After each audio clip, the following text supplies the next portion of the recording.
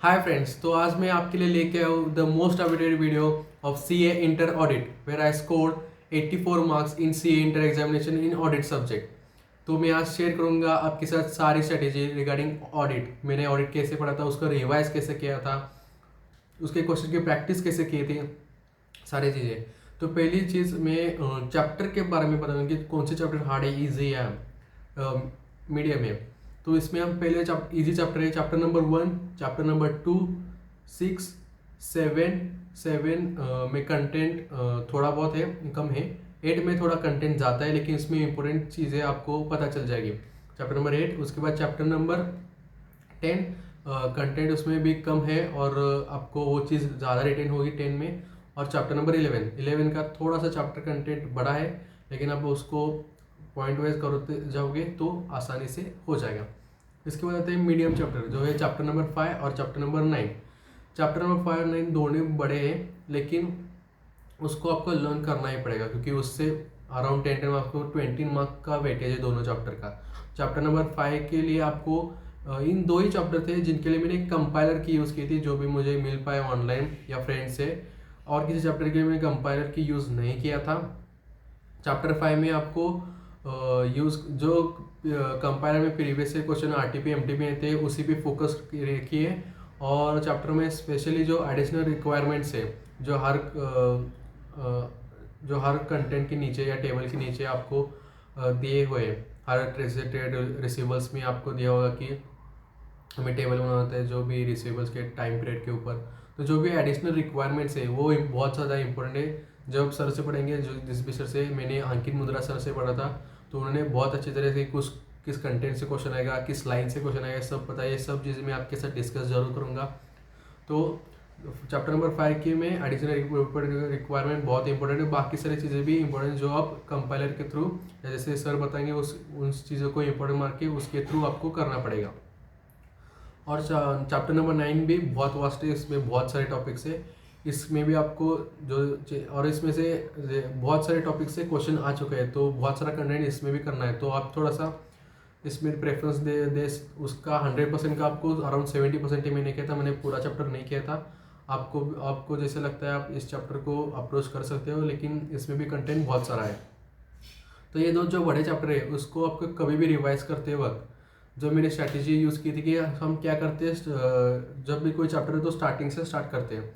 जब हम एंड तक जाते हैं तो हमारी इफिशियंसी बहुत कम हो जाती है, और जो आखिर वाले टॉपिक्स है वो हम ठीक से नहीं करते, और इन टॉपिक्स में ऐसे क्वेश्चन पूछता है। तो ये दो बड़े चैप्टर है, ये दो जो बड़े चैप्टर, अगले चैप्टर 3 चैप्टर 4 वो तो इससे भी बड़े हैं। तो जब ये चैप्टर है उसको आपको पार्ट्स में ब्रेक करना हो, जैसे हमें सर ने भी हमें बताया कि इसको पार्ट्स में ब्रेक कीजिए, 3 से 4 पार्ट्स में। और फिर अगर स्टार्टिंग में समझो अपने पार्ट 1 2 3 4 ऐसे रिवाइज करता, सेकेंड बार जब रिविजन करो ये तो आप उल्टा स्टार्ट करो 4 3 2 1। इससे आपका बहुत सारा चैप्टर अच्छे से कवर हो जाए, नहीं तो आपको जो एंड वाले टॉपिक्स थे वो आपकी कम इफिशियंसी की वजह से रह जाते थे। तो ये दो चैप्टर थोड़े स्पेशली, इसमें आपको थोड़ा सा स्पेशली स्ट्रेटेजाइज करना पड़ेगा और उस पर लर्न करना होगा। इसके बाद इससे भी बड़े डिफिकल्ट चैप्टर आते हैं, chapter number 3 chapter number 4। Difficult क्योंकि इसमें कंटेंट बहुत सारा है, लेकिन जब हम सर ने हमें पढ़ाया था तो स्टार्टिंग से ही इसमें से जो कंटेंट था उसके बारे में सर बताते थे, जब भी चैप्टर में उसका लिंकेज हो तो इससे से हमें समझने में चैप्टर इजी, आपको समझ में चीज़ें आ जाएगी। लेकिन इसमें लर्न करना बहुत सारी चीज़ें आपको जो रटनी पड़ेगी या लर्न करनी पड़ेगी।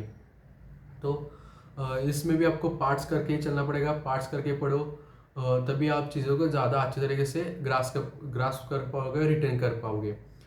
इसके बाद हमें कॉमन स्ट्रैटेजी जो मैंने ऑडिट में फॉलो की थी इसके बाद कि इसको हाईलाइटर्स से यूज़ बहुत ही इंपॉर्टेंट है, क्योंकि हाईलाइटर से आपको जो आईसीए का 100% कंटेंट है उसको अराउंड 70% पे लाना है, जो बहुत सारा कवर करके, ऐसे नहीं कि मैंने पूरा अनकवर, क्योंकि बहुत सारी जगह ऐसे रिपीटेटिव कंटेंट डाला है, तो उसको आपको मिनिमाइज करना है, अराउंड 70% कंटेंट पे लाना है। और ये ऑडिट ऐसा टॉपिक है जहाँ पे study module, RTP, PYQ, MTP, इसमें से बहुत सारे क्वेश्चन रिपीटेड होते हैं, अराउंड 40-50 मिनट्स पिछले जो 4-5 साल के उसमें से ही क्वेश्चन आपको दिखेंगे। तो सर जब हमें पढ़ा देते थे तो हमें हर वक्त बताते थे कि ये टॉपिक इंपॉर्टेंट है, इसमें से क्वेश्चन ऐसे ज़्यादा बार पूछता है, उसमें से क्वेश्चन आते भी है। तो आप उस टॉपिक पे ज़्यादा फोकस रहे, क्योंकि ऑडिट में बहुत सारा लर्न करना होता है, लेकिन इस चीज़ पे फोकस रहे तो आपका अच्छा मार्क्स का कवरेज हो जाएगा।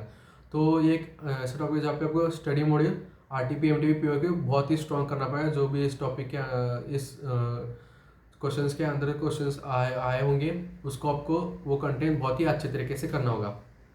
इसके बाद आपको ऑडिट में वर्ड किस वर्ड से क्वेश्चन आता है ये भी बहुत इंपॉर्टेंट है। जब भी आप कोई भी अपने अगर कंपाइलर है या सब जब भी सर बताते हैं तो वो क्वेश्चन जिससे आपका क्वेश्चन वो कंटेंट जहाँ से क्वेश्चन आ सकता है वो कौन सा वर्ड है, वो जब आप पढ़ते हैं उसी वर्ड लिखना बहुत इंपॉर्टेंट, क्योंकि बहुत सारे स्टूडेंट्स को ये नहीं पता चलता कि क्वेश्चन कौन सा है, क्योंकि वो वर्डिंग आपने 2-3 बार रिवाइज नहीं किए होती है।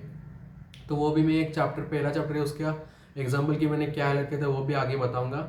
इसके बाद मैं पेपर की स्ट्रेटेजी बताऊंगा कि किस तरह से आप पेपर को अप्रोच कर सकते हैं। जो 30 मार्क्स है MCQ है वो 30 मार्क्स में आपका आराम से हो जाएगा। उसमें और के पेपर में आपको ज़्यादा टाइम नहीं लगता पेपर सॉल्व करने में।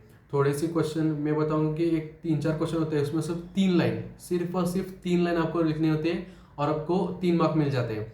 तो ऐसे आपका 12 मार्क का कंटेंट तो आएगा ही आएगा, जिसमें आपको 3 लाइनें लिखने हैं और आपको पूरे मार्क मिल जाएंगे 9 से 12 मार्क का। तो ये 12 मार्क का तो आपको 10 मिनट में भी हो जाएगा कंटेंट। तो अराउंड आपका देखिए 40 मिनट्स का मार्क का 40 मिनट्स में हो जाता है कवर। बाकी 60 मिनट्स के तो आपके पास अभी 140 मिनट्स है। तो जो भी बाकी कंटेंट होता है उसमें आप ज़्यादा टाइम दे सकते हैं। इस क्वेश्चन के आप पहले प्रिपेयर कर सकते हैं कि कवर हो जाए अच्छे से आपका पेपर।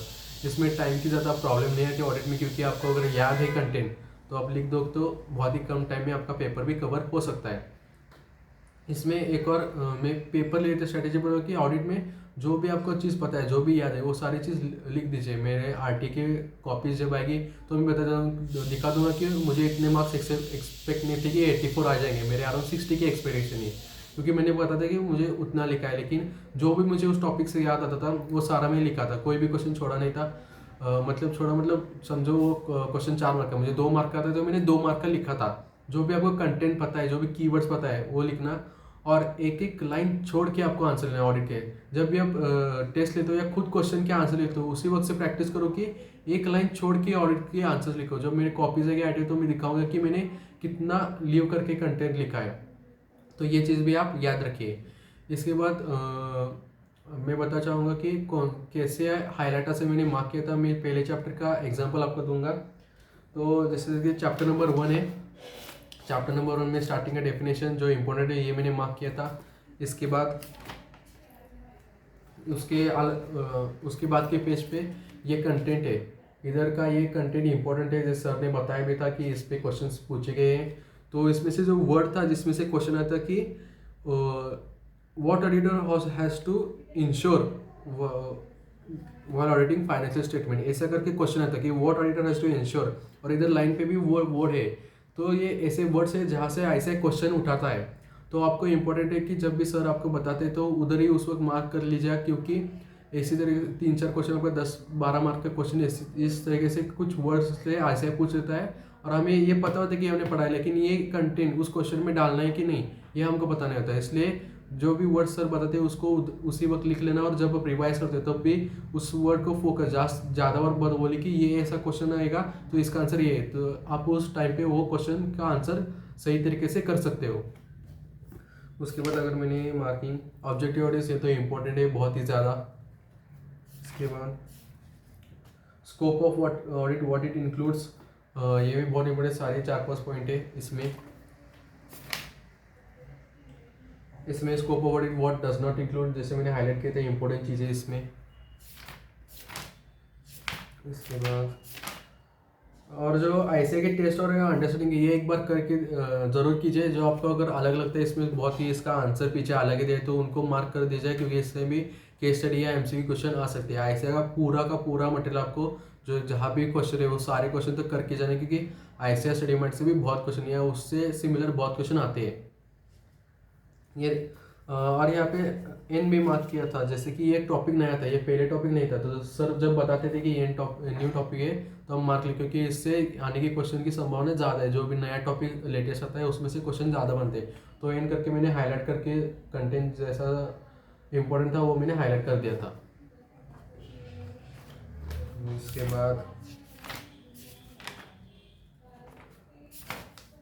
इसके बाद वायर स्टैंडर्ड्स नीडेड, ये भी नया टॉपिक था तो ये भी मैंने मार्क कर लिया था यहाँ पे।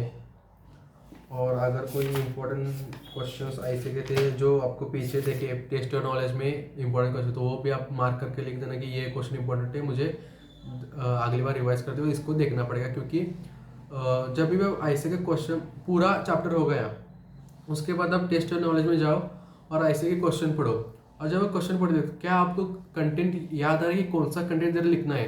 अगर याद आ रहा है, मैं नहीं पूछ रहा कि पूरा पूरा का पूरा वर्ड टू वर्ड याद है, लेकिन कौन सा कंटेंट लिखना है ये भी आपको पता चल गया, तो बहुत बड़ी चीज़ है जब आप पहली बार पढ़ाई कर रहे हो।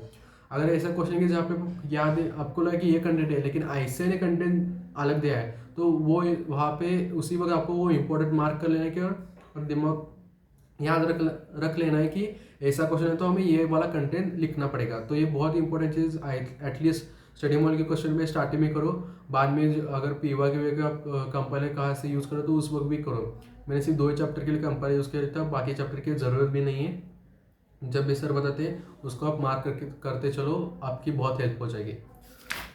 तो इस चैप्टर अगर और एक चैप्टर का मैं चैप्टर नंबर 2, जैसे ये पहले पेज का टॉपिक बहुत ही इंपॉर्टेंट था तो मैंने इधर ऐसे हाईलाइट और सब कुछ चीज़ें कर दिए। हाईलाइटर का यूज़ करोगे तो बहुत ही आसानी से आप चीज़ें करवाओगे।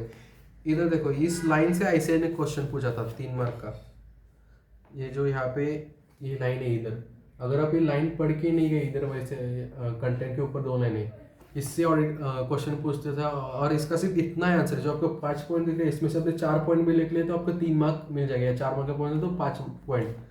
तो ये जो कंटेंट है जहाँ से क्वेश्चन है ये सर हमें बताते हैं, इसलिए हम इधर से देखो ये वर्ड कंसिडर या जो भी कंटेंट और कंसिडर इधर से क्वेश्चन बनता है, तो मैं इधर लिख लेता है कि इधर से क्वेश्चन बन सकता है।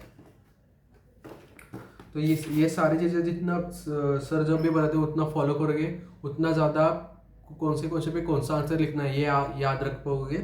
और कंटेंट तो आपको रिवाइज करके क्योंकि ऑडिट में मैंने सबसे ज़्यादा अराउंड 4 से 5 रिविजन लगाए थे, क्योंकि उसमें से कंटेंट आपको याद जो भी डिफिकल्ट टॉपिक थे उसके चैप्टर नंबर 3, 4, 5, 9 के लिए ज़्यादा, ये चैप्टर नंबर जो बाकी इजी होते हैं उसमें आपकी 2-3 रिविजन में कंटेंट याद हो जाएगा। तो ऐसे ही आपको मार्किंग करना इम्पोर्टेंट है। और एक बात इसमें ये बताना चाहूँगा कि जहाँ बहुत सारी जगह पॉइंट वाइज कंटेंट है, लेकिन थोड़े बहुत जगह ऐसे कंटेंट कैसा है पैसेज में है, तो आपको वो खुद के हाथ से पॉइंट वाइज लिख लेना पड़ेगा। क्योंकि अगर उस पैसेज में जो मैंने नहीं किया था, जो मेरी गलती थी कि मैंने जो जो कंटेंट पैसेज में था उसको पॉइंट वाइज नहीं लिखा। अगर मैं पॉइंट वाइज लिखता तो बहुत कम टाइम में मेरा रिवाइज हो जाता, जहाँ जहाँ पैसेज था वहाँ पर मुझे रिवाइज करने के ज़्यादा टाइम लगा। तो ये एक चीज़ आप कर सकते हो, जहाँ भी कंटेंट पैसेज में उसको पॉइंट वाइज आपके हिसाब से वही वर्डिंग यूज़ करो, अपना कोई वर्ड नहीं, वही किताब में जो कंटेंट है उसी को पॉइंट वाइज अपने बुक में लिख लो, ताकि रिवाइज करते वक्त जो भी चीज़ आपको लाइन पॉइंट वाइज होती है वो जल्दी रिवाइज हो जाती है। इसके बाद अगर मैं एग्ज़ाम की स्ट्रैटेजी बताऊँ तो जो कीवर्ड होते हैं उसको हाईलाइट करते हैं। ये चीज़ मैं आपको ज़्यादा अच्छे तरीके से बता पाऊँगा जब मेरे RTA की कॉपीज़ आ जाए। तो जैसे मुझे RTA कॉपी मिले तो मैं ऑडिट का डेफिनेटली आपके साथ शेयर करूँगा। तो ये थी मेरी ऑडिट की जो भी स्ट्रैटेजी थी इंटर के लिए, जिससे मैं 84 मार्क्स स्कोर कर पाया। आपके कोई भी डाउट्स हो इससे रिलेटेड तो आप कमेंट कीजिए, मैं ज़रूर उस पर रिप्लाई करूँगा। Thank you.